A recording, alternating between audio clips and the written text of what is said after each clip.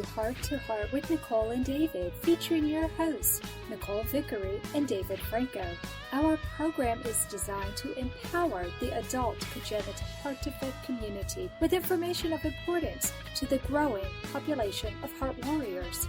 Nicole and David, both heart warriors, will be meeting with people from around the world to share information, to gain knowledge, and to draw hope from their experiences. And now, here are Nicole and David.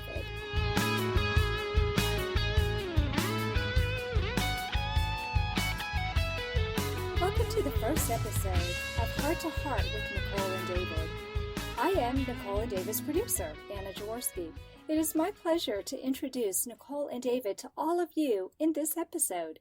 Starting next month, I'll be out of earshot producing the show, but for today, Nicole and David have invited me to interview them. Our theme this season is You Are Not Alone, and we have a great show for you today. Today's show is A New Beginning, and our guests are Nicole Vickery and David Franco. Nicole Vickery was born in 1970 with tetralogy-of-fallot. She was extremely cyanotic, or blue, and had her first pediatric cardiology appointment at 7 days of age in Birmingham, Alabama. Nicole attended the University of South Alabama, majoring in business finance with a minor in public relations. Currently, Nicole resides in Huntsville, Alabama, where she devotes herself to congenital heart defect education through public speaking engagements, film production, the use of social media, and her charity, Silent Cries Productions. Most importantly, she spends time with her daughter, who was adopted from China in 1996. Nicole's second daughter was adopted from India in 2000, but sadly she passed away at 13 months from complications due to being born with cerebral palsy. Nicole is currently the president and executive director of Silent Cries Productions, producer and executive producer of Collisions, Rocking the Scars, a Silent Cries production, Wolf Entertainment Productions, and A Million Visions Productions.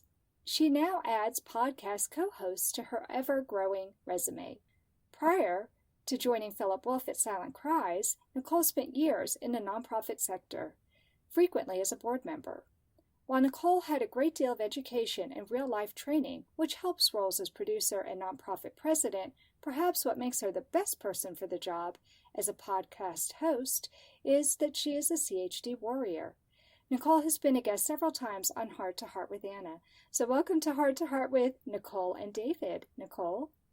Thank you for agreeing to wear two hats today as producer and interviewer. We're glad that you're here.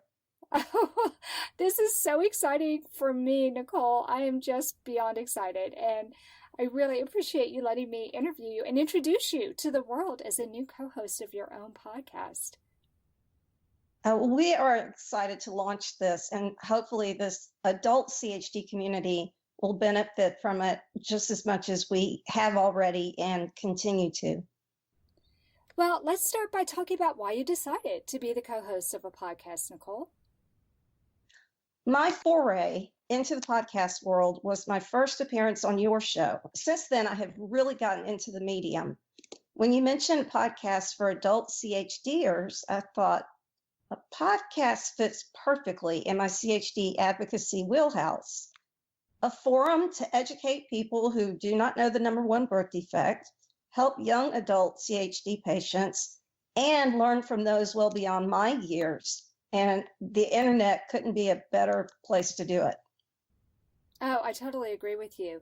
What I love about podcasting is that you can listen to this when it's convenient for you. My friends overseas can listen to it when it's convenient for them. I have friends who listen to the shows while they're exercising. And because we don't have to do this live and they can be archived, it can be convenient for anyone, anywhere, anytime. Exactly. That's why I thought it was brilliant. Well, when we talked about you having your own show, one of the first things you said to me was, yes, we have to get David Franco to co-host with me. So can you tell our listeners what your connection is with David? David and I met on Facebook. He probably remembers the post better than I. My social media has a half-life of a nanosecond at best. However, we got to talking about what time each of us had been operated on by John Kirkland Sr., for whom the Kirkland Clinic at UAB is named, and that's the University of Alabama, Birmingham. I think he's about 3.5 years older than me.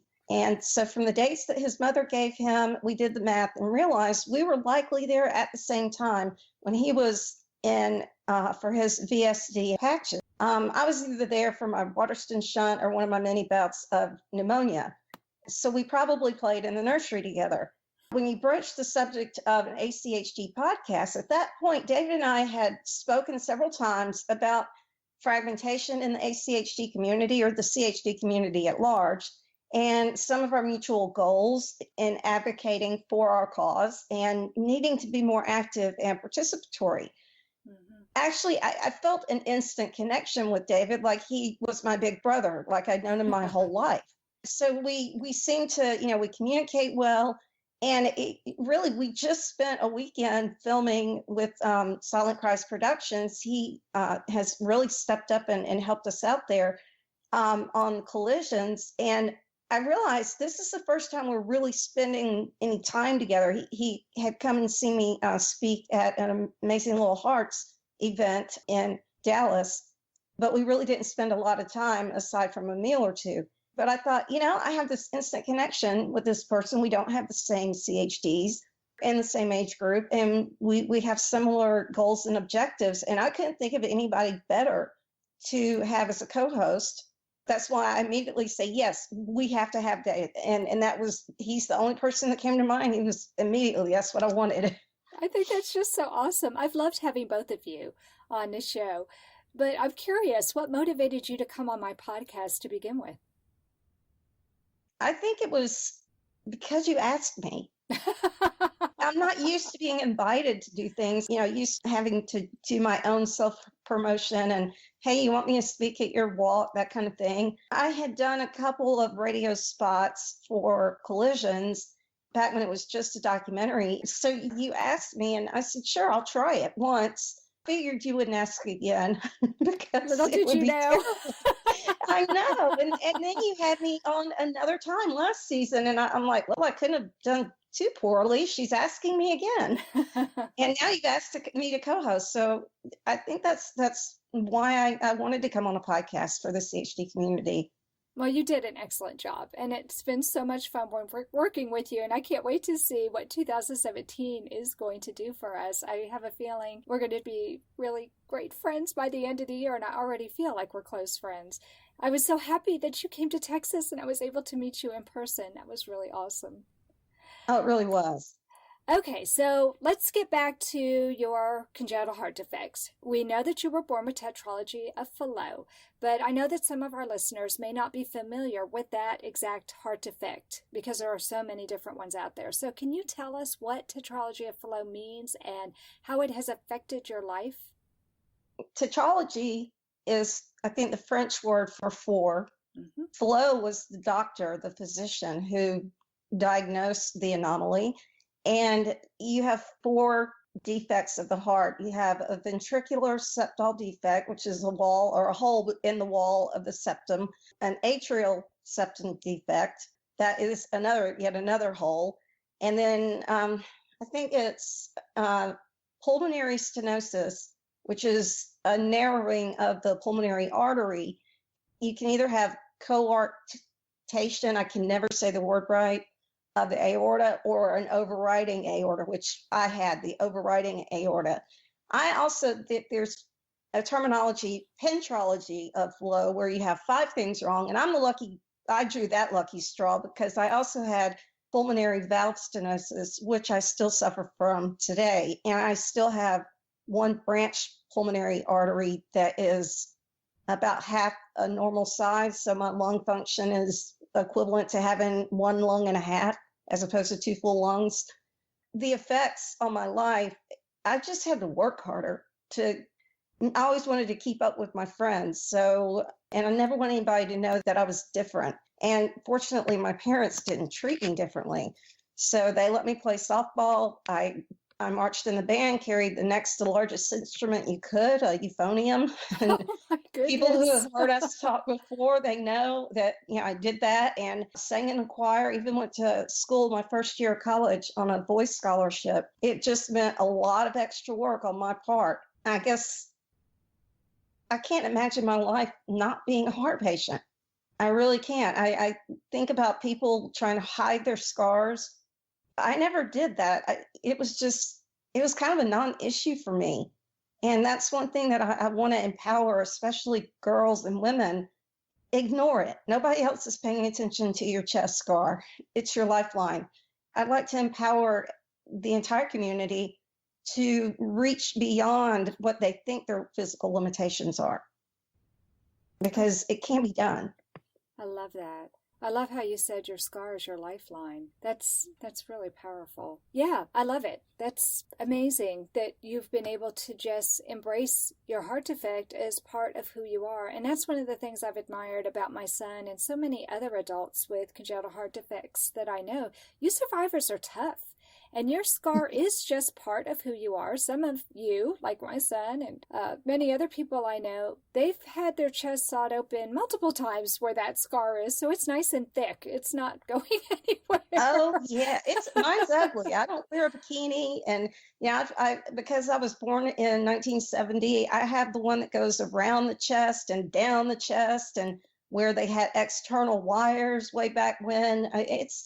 Couldn't be uglier. I've had people ask me, why don't you have that cosmetically fixed? And I'm like, are you kidding me? I fought to get this, man. I'm keeping it. I'm not going to go in and have surgery to have my surgical scars removed.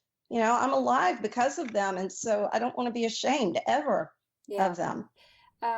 So I saw this meme on the internet, and it was something like, who needs tattoos when you have the scars to identify what is really important in your life? It was something like that. And I thought, wow, that's really powerful, because a lot of people do get tattoos just as a statement, this is who I am. But that person was so right. With the scars that you all have, that makes a much bolder statement than any tattoo ever could. At least in my opinion. I think so too. Yeah. They are my tattoos. A midlife, I don't have to worry about getting a tattoo. I got plenty. Well, Nicole, there was very little information available about congenital heart defects or about CHDs in the 1970s. So I'm really curious what life was like for your parents raising you way back then, and what kind of resources did they have? Oh, they had no resources. I didn't even learn about different congenital heart groups until 2007, when I had my last open heart surgery. They certainly didn't have anything. Like, you came along in 1999 and you put up the most extensive website I've ever seen on CHDs. They had God, they had prayer, they had themselves, each other, that they relied upon, which of course I'm not minimizing that whatsoever. It was their faith that held them together. It was their faith that, when the doctor said, let her be a kid, let her live her life, they let me. They didn't hold me back. I don't want to badmouth any particular organizations, but financially, when they were trying to pay for my surgical interventions, the one that you would expect to help them did not, sent them to another one. Really, the March of Dimes, I have to give a special plug to, because they were there for my parents many times. And otherwise, I don't know how they would have paid for everything. Healthcare was so different then than it is now. Not that it's great now, but it was just different. Mm-hmm. Nobody knew anything beyond Dr. Blaylock, what his team had done. We really had not made any advances. And so I've seen more advances in the last decade than I have in the last 46 years. Yeah. So, like I said, they really had just each other and their faith in God. They had their church family, but they didn't have anybody who could personally relate, who had a child that had their chest cut open many times and in the hospital with pneumonia. They just had a kid who was sick a lot, and people tried to bring toys and pretend like they understand. Yep. That was about the best they could do. But they made it, and I'm sure their marriage was stronger for it. Yeah, I think that something like this either makes or breaks a marriage. At least that's been It does. my experience. And we were lucky for my husband and myself. We've just celebrated our 30th wedding anniversary. And Congratulations. well, thank you. So I think that for us, our faith definitely helped us, and just being there for each other like your parents were for each other, because way back when, even though Alex is only 22, there still wasn't very much available. So yeah, doctors were still mentoring under other pediatric cardiology. I mean, pediatric cardiology wasn't really a discipline in medical school until the 90s. Yeah. And then you had to get pediatric cardiologists to learn what we adults look like after we've aged and had scar tissue and our hearts are looking funky. We've come a long way, baby, as they say. We have, and that's the perfect place for us to take a little break. But don't leave yet, listeners, because when we come back, we're going to meet Nicole's partner in crime, David Franco. We'll be back after this short break. The most common theme that I hear is why. She always needed a lot of attention. She had strokes. Even though it's a natural inclination to withdraw from the CHD community, I think being a part of it to help me be part of the solution. Heart to Heart with Michael. Please join us every Thursday at noon Eastern. I'm Michael Lieben, and I'll be your host as we talk with people from around the world who have experienced those most difficult moments. Hi, I'm John Montez of NBC's hit a cappella show, The Sing-Off. In a cappella music, it takes a team to create a sound that many will enjoy, just like it'll take a team to help my good friend Miles Schweitzer, an HLHS survivor. Let's help Miles fulfill his dream and make a big enough sound to bring awareness to congenital heart disease. Please visit him at gofundme.com/The Miles Project. Miles with the Y. Again, that's gofundme.com, The Miles Project. This is from Miles. You are listening to Heart with Nicole and David. If you have a question or comment that you would like addressed on our program, please send an email to Nicole or David at hearttoheartwithnicoleanddavid.com. Now, back to Heart with Nicole and David. Welcome back to the inaugural season of our new show, Heart with Nicole and David, a show for the adult congenital heart defect community. Today's show is a new beginning, and our guests are also our co-hosts, Nicole, Vickery, and David Franco. We just finished talking with Nicole about how she was born with a CHD and how she has been helping the CHD community, and now how she's going to be co-hosting her own podcast. But now it's time to meet her partner in crime, David Franco. David Franco is 50 years old and was born with a ventricular septal defect, or VSD, pulmonary stenosis, and congenitally corrected transposition of the great arteries, or LTGA, also known as CCTGA. He was born at home in Hastings-on-Hudson, New York, and his mom was taken to the hospital by ambulance and was released after being given the all clear. David showed no signs of having any heart problems. 6 weeks later, his family's pediatrician heard a strange sound in his chest, and he was referred to a specialist. A heart catheterization showed his heart anomaly. David's parents were given very few options, but by the age of 5, they chose to take David to the University of Alabama, Birmingham. David had his VSD closed by Dr. John Kirkland at 5 years of age. He also received an implanted pacemaker. David had a second open heart surgery at 27 to replace his pulmonary valve and add a pulmonary conduit, allowing for more oxygenated blood going through his body. The surgery was successful, but David suffered a stroke during this procedure. He also received an implanted cardioverter defibrillator, or ICD. David married Pamela Putnam on August 13, 1993, and they have one heart-healthy daughter who is currently attending college in Texas. David and his lovely wife currently reside in Austin, Texas. Welcome to Heart with Nicole and David, David. Thank you very much for having me. Well, I'm so excited to be the interviewer for your debut episode of your podcast, David. You know, I have to say thank you for volunteering your time. This is a great way, really, to kick off our new beginning. I think so, too. So let's talk about why you decided to become the co-host of a podcast, David. It wasn't the easiest decision to make. I'm new to this. I've never done a podcast. I've been a guest, but I did realize that I had an opportunity, though, to speak for the adult congenital heart community, and I could use this form of communication. This is relatively new to me. So it's a great way to get out there. As you mentioned before in the previous segment, these are archived shows, so people can actually listen to them, as you said, when they're exercising in their car, wherever they're free, when they have some free time. What I must add is that I really did it for a selfish reason. That is the joy I feel from when I communicate a voice for the adult congenital heart community, which really isn't loud enough. And I get to meet people this year. I get to interview them, and hopefully I'll make a lot of new friends. Oh, I'm so sure that you will, David. I'm excited for segment 3, where we're going to actually talk about some of the shows that we've brainstormed we want to do and some of the guests that we're hoping will be coming on the show. You are going to meet some of the most outstanding people.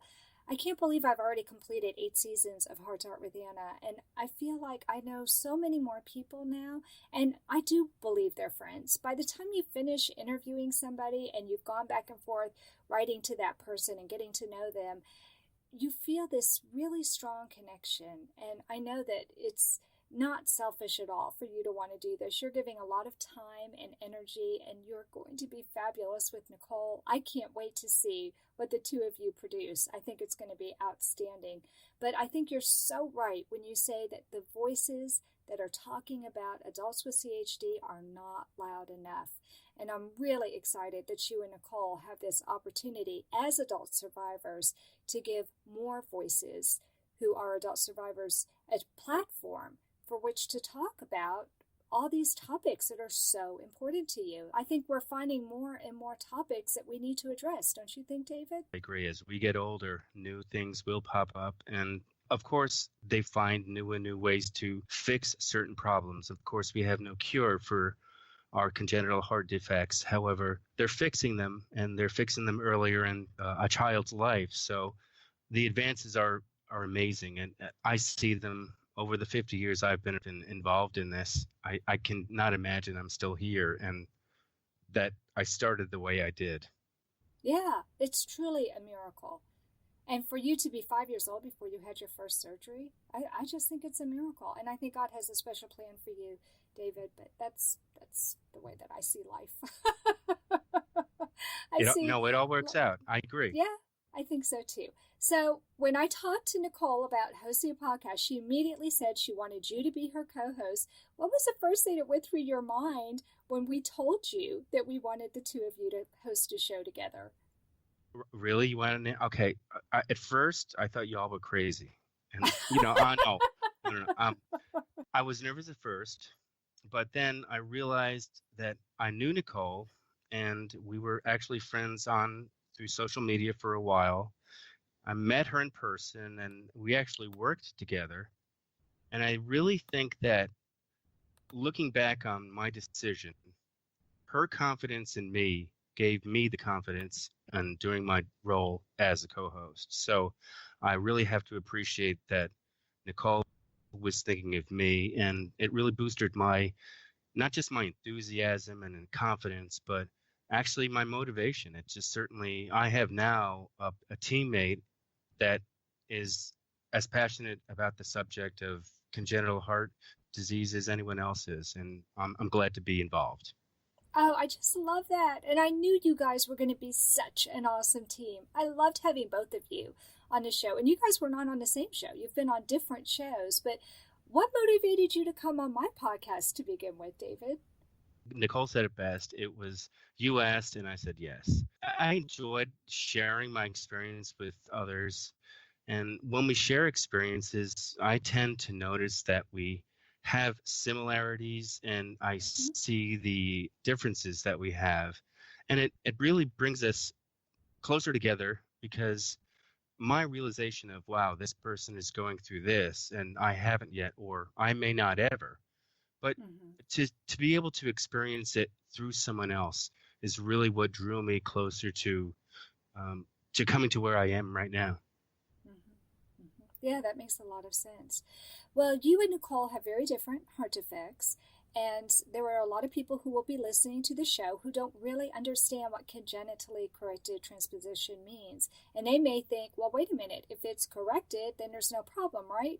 Why don't you go ahead and set the record straight for us, David? Well, I'm not a doctor, and that kind of helps me explain this in layman's terms. I refer to it as LTGA also.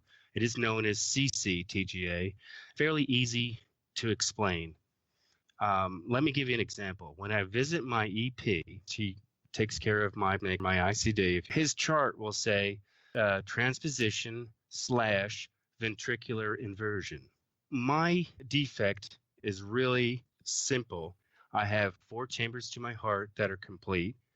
And besides some screwy turns in the plumbing, I have really inverted ventricles. And that's really not the way you should be. You should have the left ventricle, which most people have, pumping systemically. That means pumping to the body. It pumps the good oxygenated blood to the body. And then the right ventricle receives that blood and sends it to the lungs. I have it reversed. And in my case, my right ventricle, which was not built to pump systemically, is doing the work, and my left ventricle is kind of taking it easy as a muscular chamber. They're not built for the same job. So that is my biggest thing, getting the blood to my body. Now, along with that ventricular inversion, many people have VSDs, the ventricular septal defect, which is the hole in between the 2 chambers in the bottom of the heart. And I did have that repaired when I was 5 years old.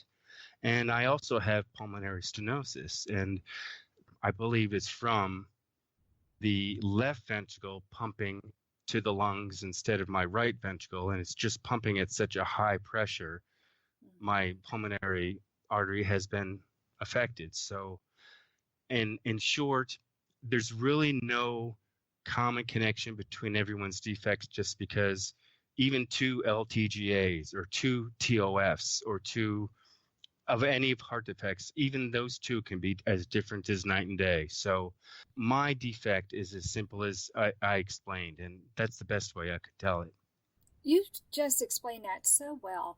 But that for those people who don't know much about heart anatomy, what David said is so true. One of the reasons why it's so difficult to clone a heart is because, first of all, there are those 4 valves that we have in our heart. But in addition to that, the left and right ventricles were designed for different purposes. And because the right ventricle usually only does pump blood to the lungs, which are relatively close to the heart, it doesn't have to work very hard. The left ventricle actually looks different. It's more muscular than the right ventricle, and it has to be more muscular because it's supposed to pump that blood throughout the entire body. So when there is that inversion or that change in those responsibilities for pumping the blood to the lungs and to the body are switched, the poor heart is completely baffled because it doesn't have the same musculature to do what it's supposed to do. So I think the way that you explained it is very good, and hopefully people who are listening to this show who are just being introduced to what congenital heart defects are maybe now have a little bit better understanding. But you're so right.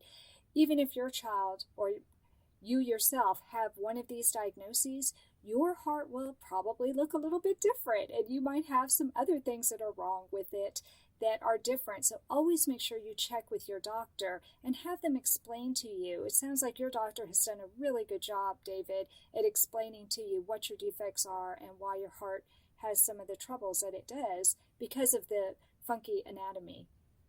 I've done some training for doctors myself. I've told them if I had a nickel, I love that.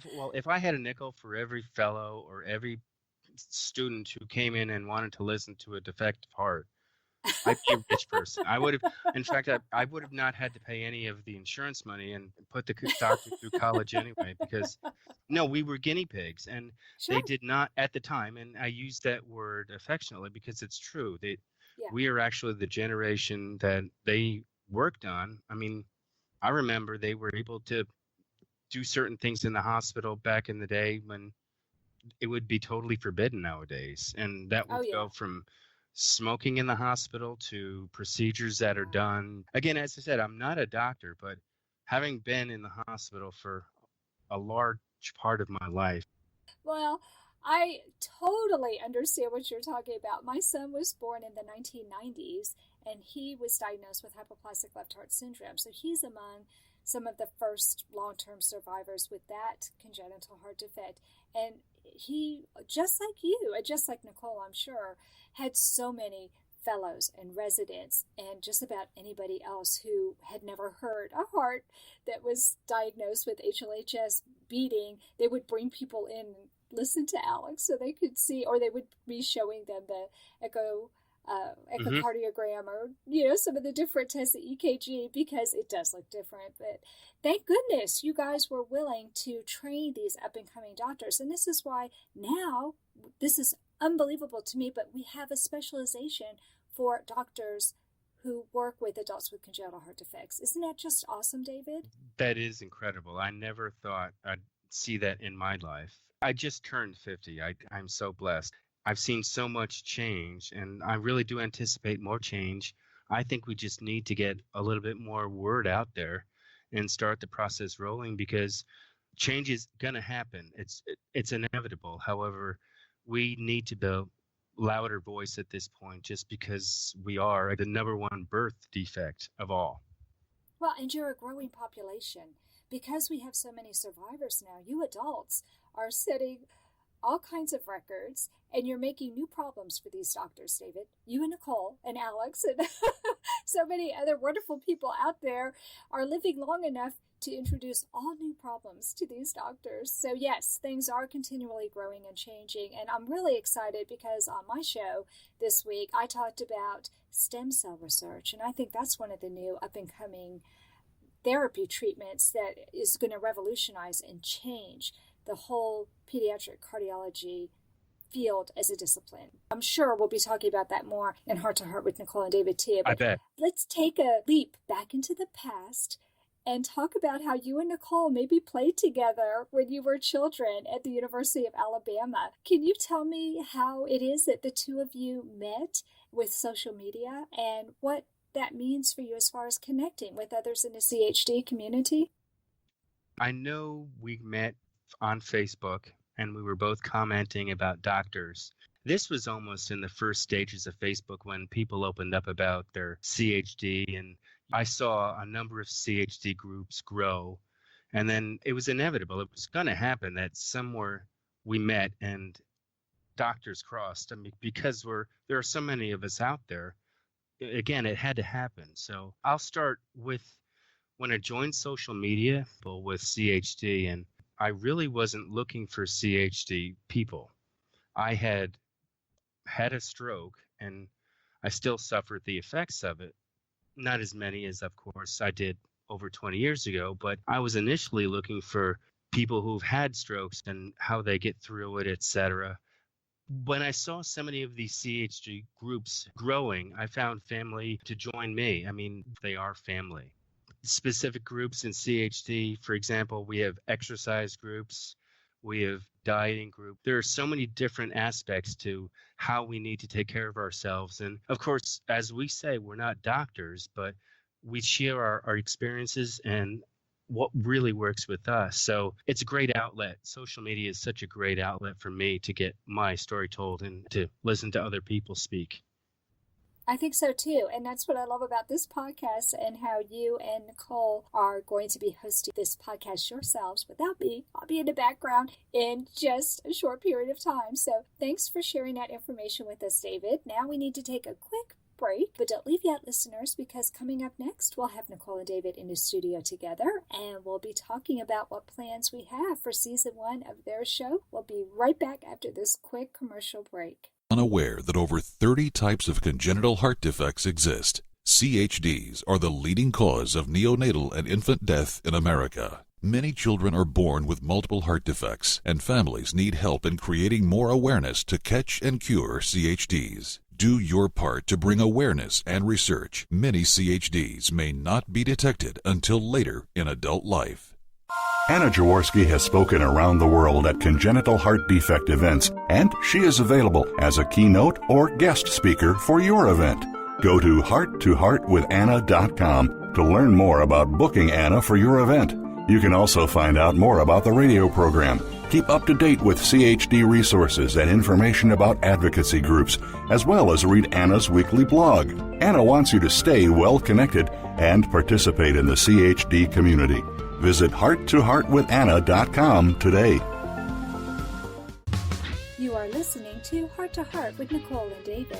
If you or someone you know would like to be a guest on our program, please send an email to nicole@hearttoheartwithnicoleanddavid.com. Now, back to Heart with Nicole and David.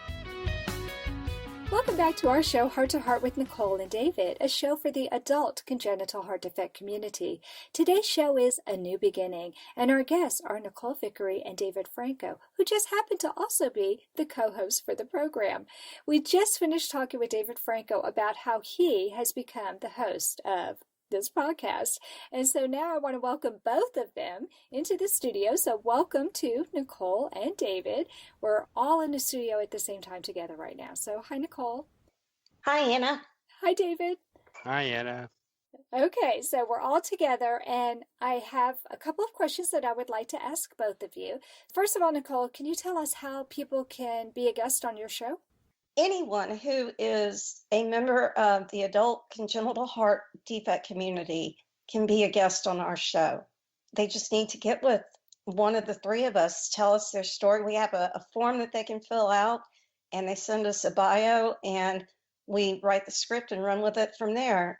We will have a list of topics set up so that if someone finds one, they say, hey, I know all about that, or I relate to that one, or I have a story for that, then we want you to come and share it with us, please, because that's what we're here for. We're not here to talk about Nicole and David. We really have done that to death. We are trying to hear your stories so that everyone can feel part of the community and not alone in the world.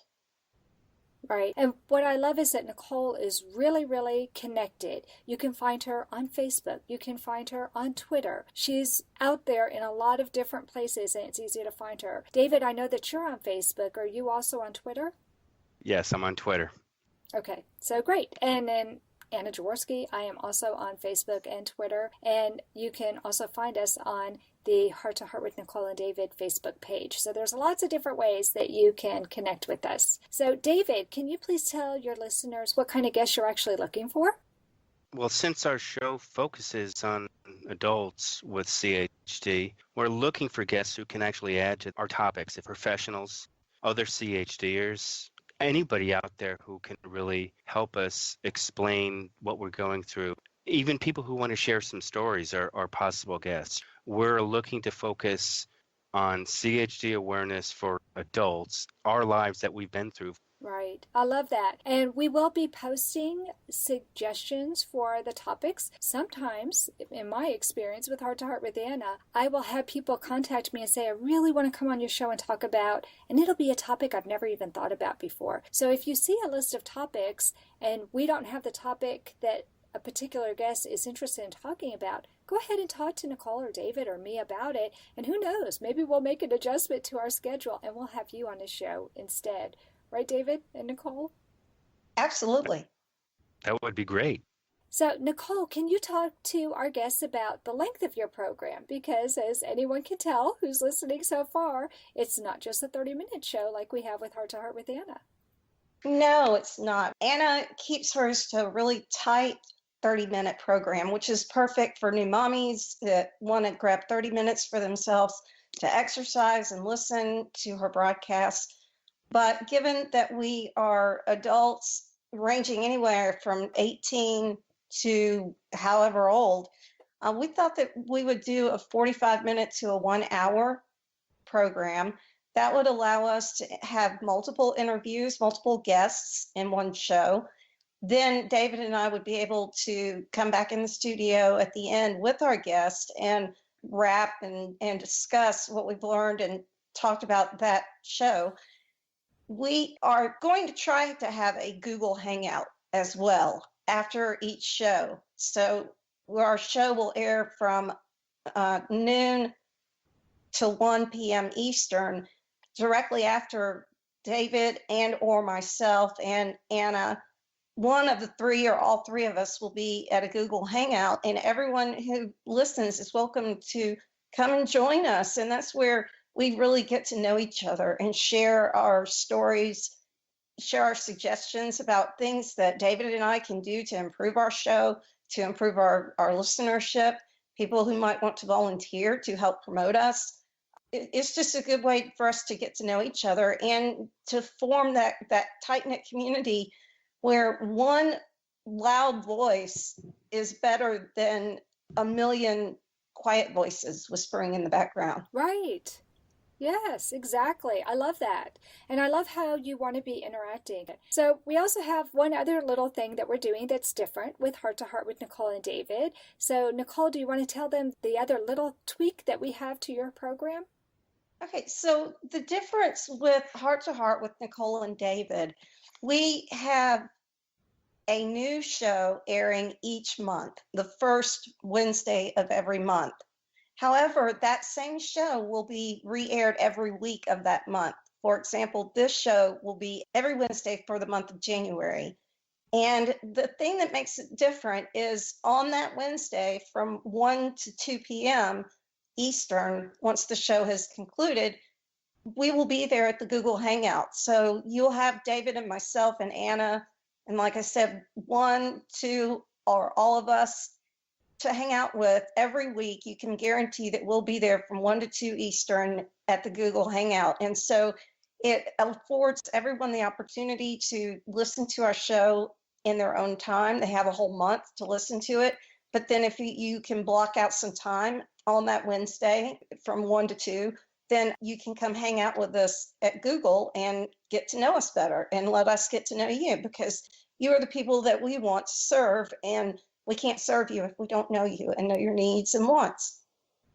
I love it. I love it. And this is something brand new. We're doing this with Nicole and David, and I'm also doing it with another podcast that's starting out in 2017, and that's Heart to Heart with Michael. He's doing the same thing, only his show is for the bereavement community, and his is a little 30-minute show like what mine is, Heart to Heart with Anna. And we're all doing a Google Hangout. We're all giving it a try because we want to reach out and touch our listeners. And I love how you're doing this, Nicole, because I do think that there's a lot of value to people being able to talk about your show with you, because they may have some questions over what they've heard. And the reason I love that you're doing the same show each week for that month is in case people are out on vacation and they miss it for the first week or 2 weeks, they can still come in and be part of that conversation. They haven't missed the boat. They still have a chance to talk with you about it. Absolutely. And that's what we want to do, is open a dialogue, have a conversation about what it's like to be the first generation heart, as most people say, survivors, congenital heart survivors. And how can we improve? How can David and I do a better job of serving the community? And what do you want to hear from us? Because we don't want this to be just a one-year season. We want to keep going and build it and grow it. And it's for you. So we hope that the Google Hangout will allow for that and give us that. Yeah, I'm so excited about it. It's going to be a lot of fun. I've been trying it out with my live shows over the Christmas holiday. It's tough because people are so busy during the Christmas holiday, but we've had a couple people come into the Google Hangout, and it's been so much fun getting to know some new people. So, David, I'm going to address this next question to you. Okay. Can you tell us about some of the different roles that you and Nicole are playing in the podcast aside from being co-hosts? Sure. Well, let me start by saying, even if you're not new to podcasting, it takes a lot of work to produce a podcast. So Nicole and I decided going into this that we would split the work equally.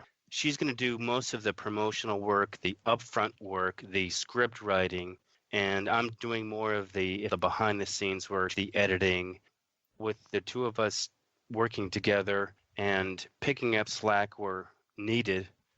This is the perfect plan for us as of now. This may change, but we really wanted to split the job in half, and we actually work to our advantages. She's a very well-spoken person, and she's a great writer. And I have a little bit of a background in music. I know how to do some editing. In fact, I'm surprised at some of the editing tools I have now that I haven't touched in 20 some odd years. what took me 4 processes would take me just one click of a mouse to do some editing on certain things. I don't want to make it sound like I have the easier job. That's the way it's going to work for now. Well, and you're so modest. You have a lot of experience with music, and editing is not easy, and it's not intuitive. Trust me on this, folks. It is not intuitive, but David is technologically advanced enough to understand what mouse clicks need to happen in order to make the podcast sound good, and I'm really excited that I get to work with this team. I think this is a really all-star team, and everybody's going to benefit because of everybody pulling part of the load. It makes it easier, and it makes it possible for me to produce 3 programs. It's kind of scary for me to be in that position, but by having such great teams as the Heart to Heart with Michael team and the Heart to Heart with Nicole and David team, we can do this, and we can be that voice for the congenital heart defect community. So I want to thank you guys again for saying that you would do this. It's really so exciting for me. Well, thank you very much. I'm sure Nicole feels the same way. Oh, I do. I'm still in shock that you asked me and then asked me who to pick. But I don't think that I could find anybody that I work better with. I'm crazy about David, and we get along great. So I think it's going to be a lot of fun, not just for our listeners, but for us as well. I do too. And I have one last question. I can't believe that our first show is almost done already, but I have one last question, and it's for both of you. And I'll start with Nicole. And that is, what do you hope to accomplish by hosting this podcast, Nicole? So many things that I'd like to accomplish. We want to advocate for the adult community, the adult congenital heart community. We want to educate people. I always say the worst time to learn about the number 1 birth defect is when you're celebrating the birth of your first, second, or 10th child. It's just, that's not when you want to learn what is possible. To be able to have a platform to educate and advocate for primarily adults, I think we can be a benefit to the entire community at large, even people who are yet to expect a child. We have some teasers for you coming up in February. Our first Wednesday for February is Heart Month. Our good friend, Lena Morsch, who is an Adult Congenital Heart Association ambassador, has an exciting announcement about her latest CHD project. And you'll have to tune in to hear her news. I'm not telling you any more, but you will learn more about her life as a TGA patient, but very different than the TGA transposition of the greater arteries that my co-host David has. And you can learn more about her CHD advocacy efforts as well. David. Raise awareness, to share our stories. I'm going to repeat everything that Nicole just said. So that's really what I want to get out of this show. I took this opportunity because I want to raise awareness. We need to go further than that. We have to start with little steps. I have info on our March episode, which comes right when we all start drifting from those New Year's resolutions, and you will not want to miss this show. We delve into nutrition, weight loss, and exercise for the adult congenital heart patient. We have a great year planned. We look forward to sharing some of our topics with you, and we hope you can share them with us. We want them to be important to the CHD Warrior, and mark your calendars for the first Wednesday of each month, noon Eastern Time. Thank you so much for letting me interview you on your debut episode, Nicole and David. This has been so much fun. Oh, well, thank you for doing it. I've had a great time. Thank you very much for having us. Well, this has been a great show, but that does conclude this episode of Heart to Heart with Nicole and David. Thanks for listening today. Please come back next week on Wednesday at noon Eastern Time to interact with us via the Google Hangout. Until then, please contact David or Nicole or me, Anna Jaworski, if you would like to be on the show. Just remember, until that faithful word cure becomes reality, we will always be CHD warriors, not survivors. Have a great day. Thank you again for joining us. We hope you have gained strength from listening to our program. Heart to Heart with Nicole and David can be heard every Wednesday at noon Eastern Time. We'll talk again next time. If you would like to continue today's discussion, please join us right after the program at our Google Hangout, which will be posted on our Facebook page.